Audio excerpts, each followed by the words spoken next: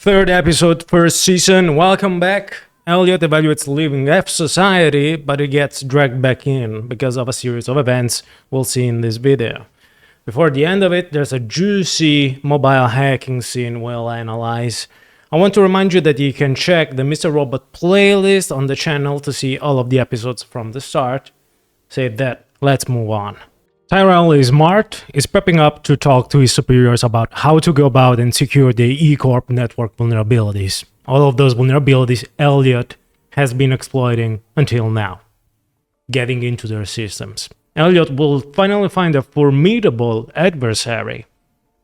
Did you reject Tyrell's bromance, Elliot? This is what you get. Tyrell's a bit of a perfectionist. He slaps himself while rehearsing the speech for his superiors as he aspires to become the next self-slapping CTO of Evil Corp. But his boss tells him that they found an excellent candidate. Poor Tyrell. In the next scene, he pays a homeless person to beat him up. So I feel a bit less sympathetic. Couldn't he just do drugs like normal people do?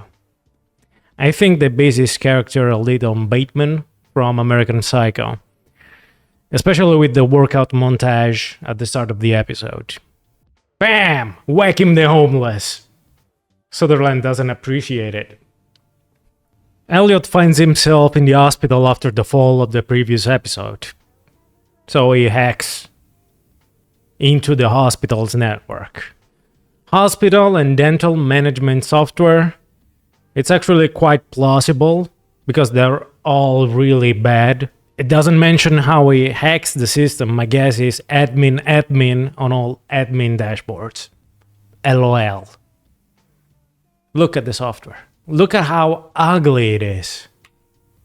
Very plausible.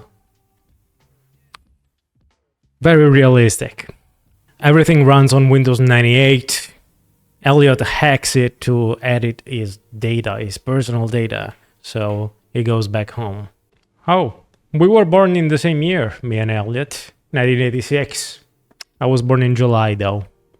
Ollie, that was hacked by a CD in the previous episode, is being blackmailed. He's cheated on his girlfriend and they have all of his data. A hacker group, not well defined yet, wants him to hack all safe in turn. They give him 100 hours. Nice round number. How many days is that? 96 hours, make up 4 days, and 4 extra hours, perhaps to give him the chance to take a couple of showers. Never heard of it in any movie? You have 100 hours.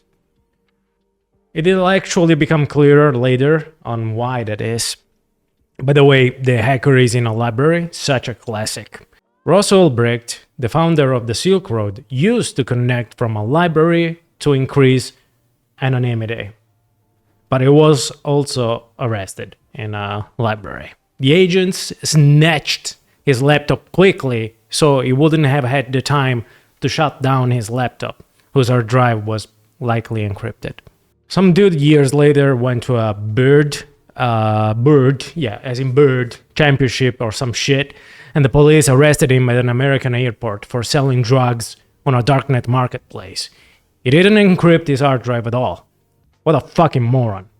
Both for selling drugs to kids and his operational security. It was called Oxy Monster.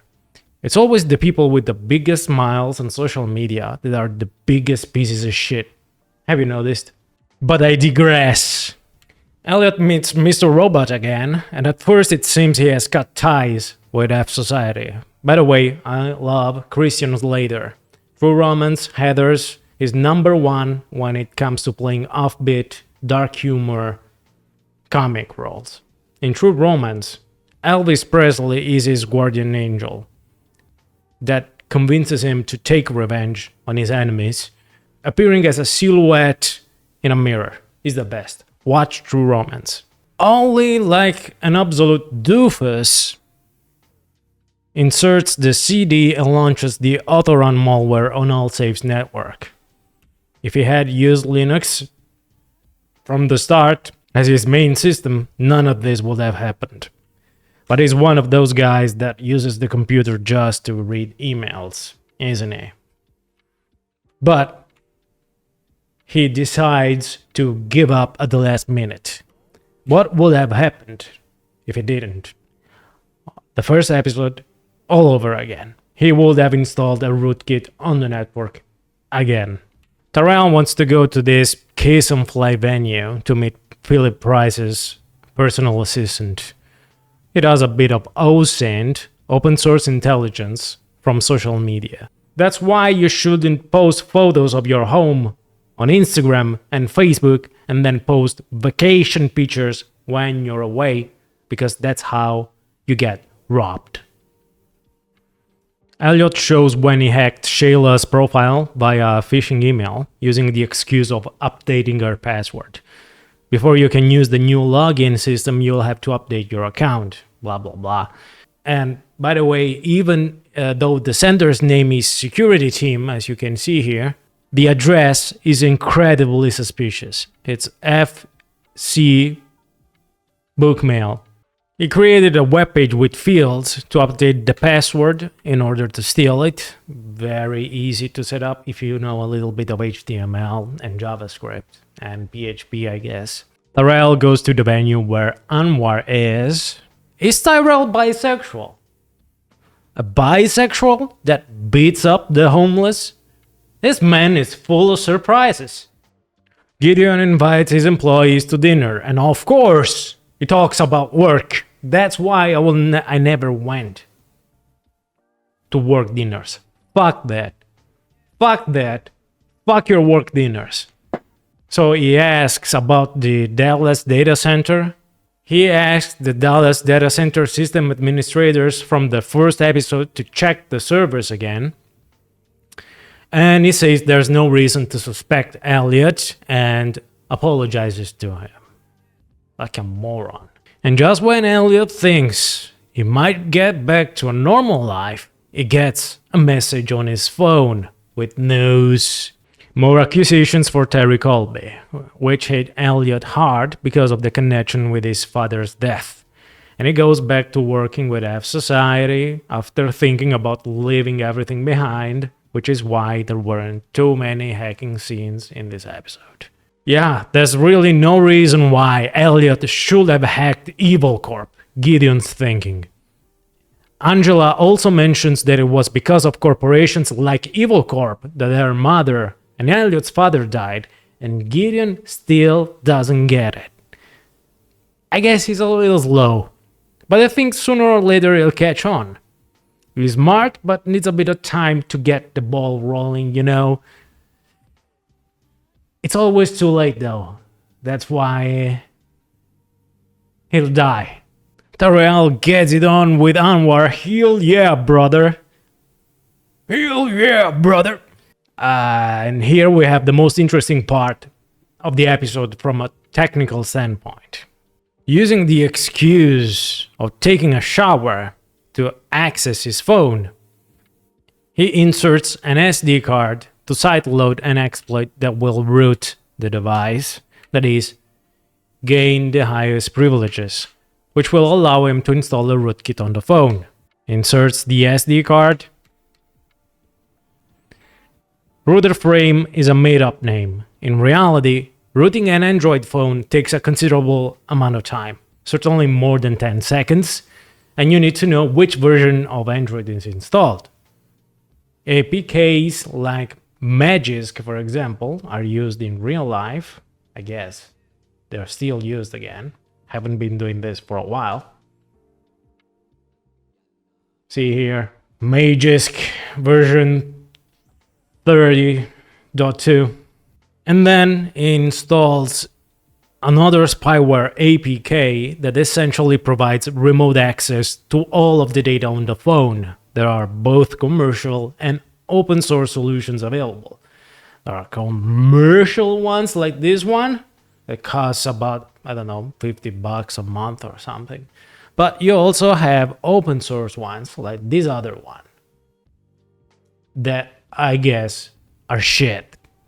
He reboots the phone,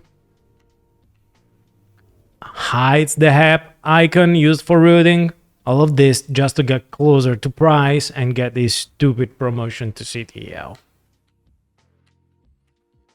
System update, hidden the spyware app, rooted the phone. I mean, this Anwar guy must really be technically illiterate to not notice all of this. But I mean, it was 2015. It's quite believable. Okay. Ollie comes clean with Angela.